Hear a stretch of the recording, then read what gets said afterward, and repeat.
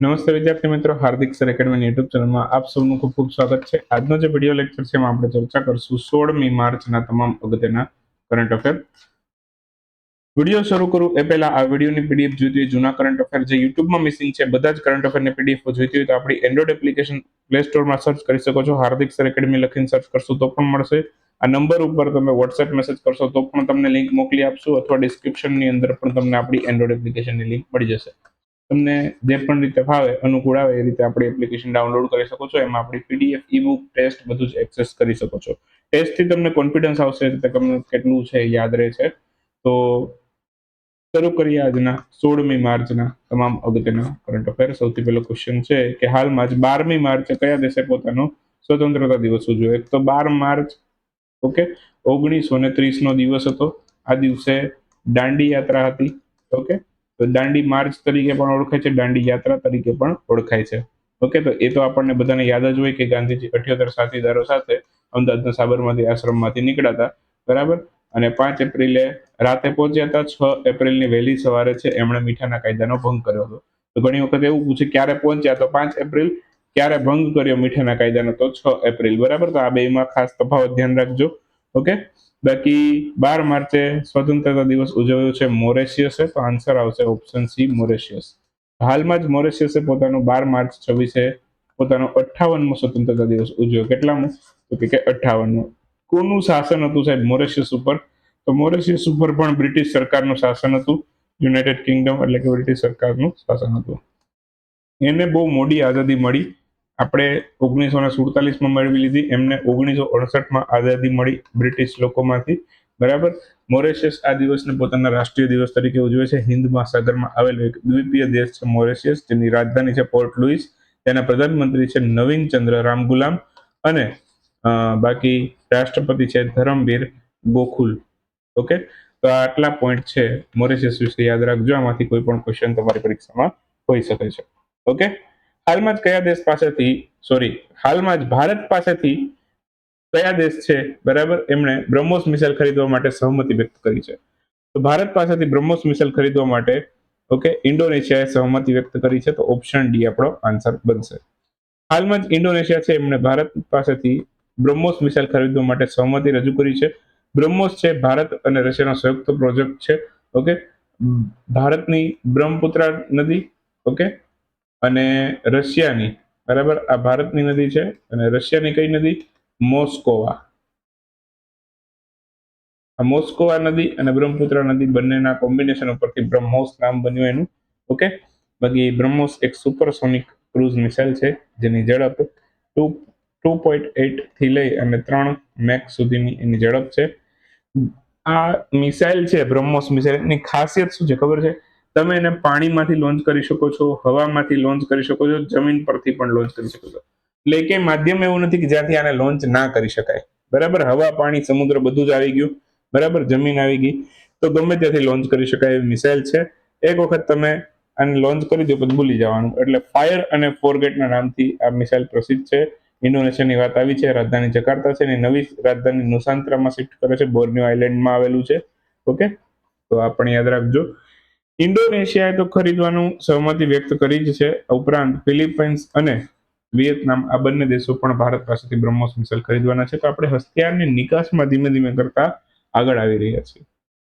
હાલમાં જ મુખ્યમંત્રી માનવ ધ્યાન સતિકાર યોજના છે એની શરૂઆત કયા રાજ્યની સરકારે કરી છે?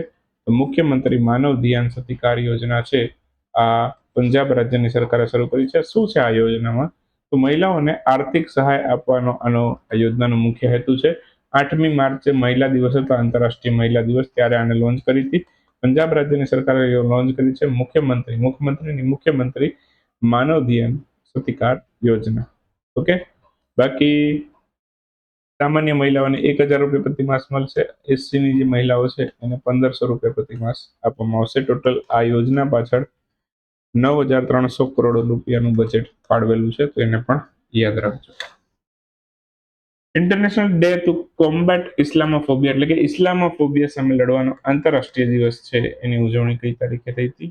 હાલમાં જ આ દિવસની ઉજવણી છે 15મી માર્ચના રોજ કરવામાં આવેલી છે. ઇન્ટરનેશનલ ડે ટુ કોમ્બેટ ઇસ્લામોફોબિયા, ઇસ્લામોફોબિયા સામે લડવાનો આંતરરાષ્ટ્રીય દિવસ 15મી માર્ચના રોજ ઉજવાયેલો છે. 2023 આ દિવસ સૌથી પહેલી વખત ઉજવેલો છે, એટલે તમારી પાસે જૂની જીકેની બુક હોય તો આ દિવસનું કંઈ પણ પ્રકારની માહિતી એમાં આપેલી પણ ના હોય એવું બને. ધ્યાન રાખજો. એક આખું ઇસ્લામિક સંગઠન પણ છે જેનું નામ છે ઓર્ગેનાઇઝેશન ઇસ્લામિક કોર્પોરેશન. એની સ્થાપના 25 સપ્ટેમ્બર 1969 થયેલી છે. હેડક્વાર્ટર ઓર્ગેનાઇઝેશન ઓઆઈસી નું ક્યાં આવેલું છે? તો કે સાઉદી અરબના જેદ્દામાં.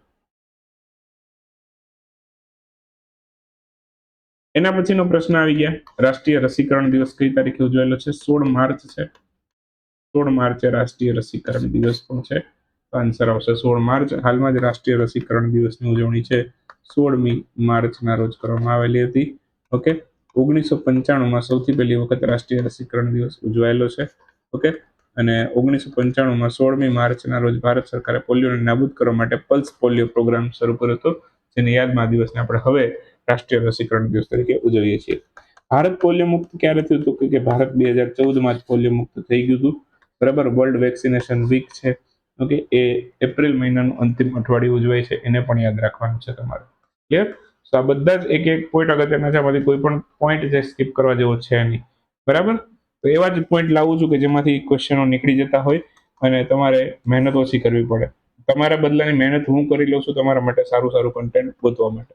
ઓકે. ચાલો.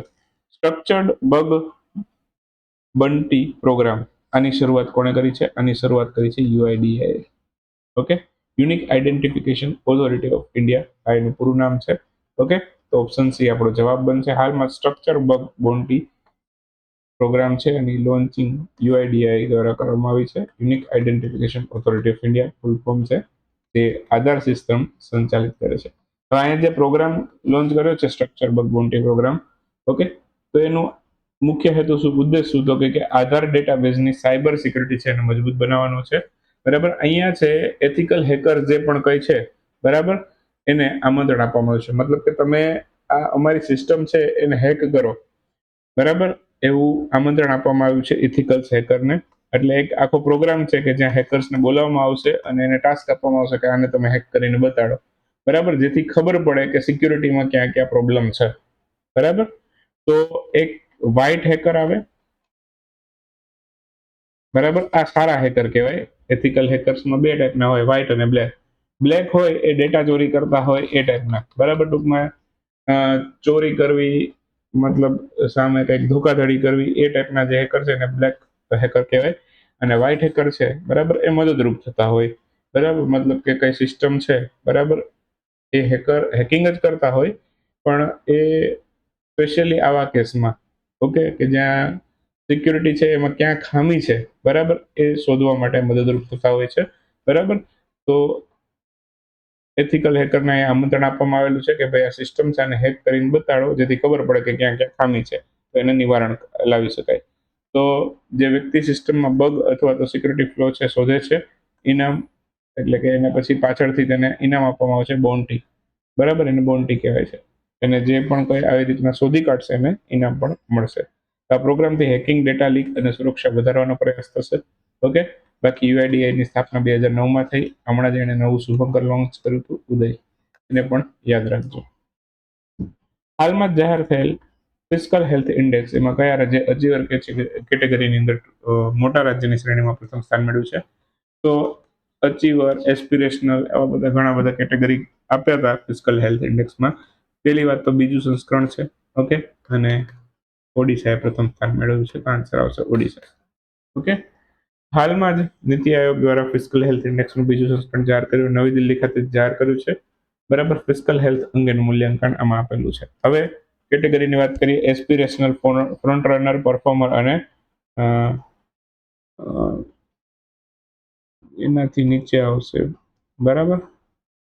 એસ્પિરેશનલ નહીં આવે અહીંયા, પરફોર્મર પછીની અલગ કેટેગરી હોય છે. બરાબર.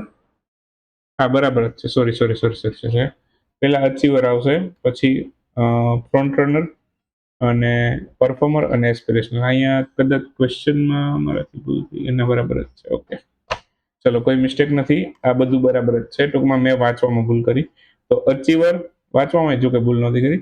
ચલો, અચીવર કેટેગરી, ફ્રન્ટ રનર, પરફોર્મર અને એસ્પિરેશનલ, બરાબર, આ રીતની 4 કેટેગરી છે. એમાંથી અચીવર કેટેગરી છે એમાં ઓડિશાએ પ્રથમ સ્થાન મેળવ્યું છે. ઓકે. ફ્રન્ટ રનરમાં ઉપર હોય સૌથી સારું પરફોર્મન્સ સ્કોર વાઇઝ તે ગુજરાતનું છે, પરફોર્મરમાં મધ્યપ્રદેશનું છે અને એસ્પિરેશનલમાં કેરળનું છે. બરાબર. ત્યાર પછી બીજો ત્રીજો ક્રમ અહીંયા ક્રમશઃ લખી દીધા છે. ગોવા, ઝારખંડ, બરાબર, અહીંયા મહારાષ્ટ્ર ફ્રન્ટ રનરમાં, બરાબર, પછી છત્તીસગઢ, તેલંગાણા, ઉત્તર પ્રદેશ. તો ગુજરાતની સાથે કોણ કોણ ફ્રન્ટ રનરમાં છે એવી રીતના પ્રશ્ન પણ પૂછી શકે છે. નીચેનામાંથી કયું રાજ્ય અચીવરમાં છે? તો ગોવા, ઝારખંડ, ઓડિશા, બરાબર, આવી રીતે યાદ રાખજો. હવે તમને એક આ માહિતી બતાડું. આ ઓફિશિયલ એની નીતિ આયોગનો જ ફિઝિકલ હેલ્થ ઇન્ડેક્સનો સ્કોર છે, બરાબર. ફાઇનલ રેન્કિંગ આપેલી છે આમાં, બરાબર. ડેટા જે લીધો છે, બરાબર, એ 23-24 નો લીધો છે, બરાબર. ડેટા જે લીધો છે કયા વર્ષનો લીધો છે? તો કે 23-24 ના ડેટાના આધારે આખી રેન્કિંગ તૈયાર કરી છે, બરાબર. તો ઓડિશાનો ક્રમ પહેલો છે, બીજો ક્રમ ગોવા, ત્રીજો ક્રમ છે, બરાબર, ઝારખંડનો છે. તો એ બધા કેમાં છે? ગ્રીન છે, બરાબર, એસ્પિરેશનલ અચીવર્સમાં છે, બરાબર. પછી યલો વાળા, બરાબર, તો કે ફ્રન્ટ રનરમાં આવે છે, ઓકે. એના પછી જે ઓરેન્જ વાળા છે, બરાબર, પરફોર્મરમાં આવે છે, અને લાસ્ટ વાળા એસ્પિરેશનલમાં આવે છે. તો સૌથી ખરાબ મોટા રાજ્યમાં પરફોર્મન્સ હોય તે પંજાબનું રહ્યું છે, સૌથી સારું હોય તો ઓડિશાનું રહ્યું છે. ક્લિયર? તો આખું રેન્કિંગ છે, બરાબર, એ ફાઇનલ ટેબલ છે, બરાબર, દરેક રાજ્ય કેન્દ્ર શાસિત પ્રદેશ માટે. ક્લિયર? પણ આ મોટા રાજ્ય માટે છે, બરાબર. શક્ય હશે તો આપણે નાના રાજ્યને પણ લાવશું આવી રીતે જો મળશે માહિતી. ચાલો, ઇન્ડિયન ઓર્કિડ ફેસ્ટિવલનું આયોજન કયા સ્થળે થયું છે? ઇન્ડિયન ઓર્કિડ ફેસ્ટિવલ આ સિક્કિમમાં યોજાય છે. આન્સર આવશે સિક્કિમ. હાલમાં જ ભારત કયા દેશને પાછળ છોડી અને અમેરિકામાં કોટનની પ્રોડક્ટ છે એની સૌથી મોટી નિકાસકારક દેશ બન્યો છે? તો અમેરિકા ચીનને ભારત છે ચીનને પાછળ છોડી અમેરિકામાં સૌથી મોટો કોટનનો નિકાસ કરનારો દેશ બની ગયો છે. વર્લ્ડ સ્લીપ ડે અથવા તો વિશ્વ ઊંઘ દિવસ કઈ તારીખે ઉજવાય? 13મી માર્ચે. ક્વિક કોમર્સ પ્લેટફોર્મ પર એક સમર્પિત આયુષ સ્ટોરનું ઉદ્ઘાટન કયા સ્થળેથી કરવામાં આવેલું છે? આ જેપ્ટોમાંથી કરવામાં આવેલું છે એક આયુષ સ્ટોર, ક્વિક કોમર્સ. વિશ્વનો સૌથી મોટો autonomous maritime ship building and system centre એ કયા રાજ્યમાં સ્થાપવામાં આવશે? આ આંધ્રપ્રદેશમાં સ્થપાશે. વિશ્વનો સૌથી પહેલો autonomous maritime ship building and system centre.